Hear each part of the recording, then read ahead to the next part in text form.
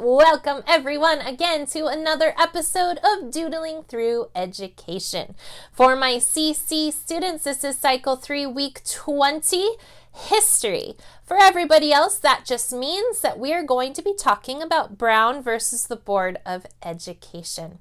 Before we jump in, remember to subscribe to this channel if you haven't already. Without further ado, let's start doodling. As with all historical events, it is always very important to look back at what was going on in the world that led up to this event. So let's do this. In 1896, the Supreme Court ruled in a court case that was titled Plessy versus Ferguson. This court case segregated public facilities on the basis of race, and they said that this was legal so long as the facilities for Black people and white people were equal. This constitutionally barred African Americans from sharing the same buses, schools, or other public facilities like the bathroom. These later came to be known as Jim Crow laws, and this established the separate but equal idea that would be prevalent for decades. Fast forward to the 1950s, and people had increasingly become dissatisfied with this segregation, specifically in the public school system. One man in particular was very dissatisfied, and his name was Oliver Brown. His daughter, Linda Brown,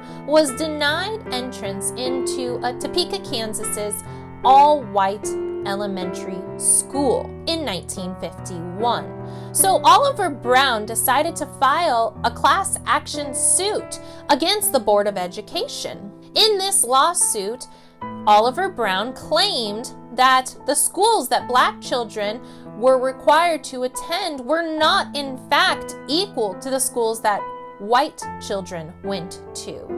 And he argued that this violated the separate but equal law. And he also said that this violated the 14th Amendment, which states that the state could not deny any person within its jurisdiction the equal protection of the laws. So this case first went to the U.S. District Court in Kansas. And this court agreed that public school segregation seemed to have a negative effect upon Black children, but even though they agreed about this, they still upheld that it was separate but equal. It was at this point that Brown's case and 4 other cases related to school segregation came before the Supreme Court in 1952. The Supreme Court decided to combine all of these cases into a single case and named it Brown versus the Board of Education. The ruling of this case was that the plaintiffs were being deprived of the equal protection of the laws guaranteed by the 14th Amendment. And on May 17, 1954, they won their case. Although this case didn't achieve school desegregation all on its own, but it did fuel the civil rights movement in the United States, which brought us to that point.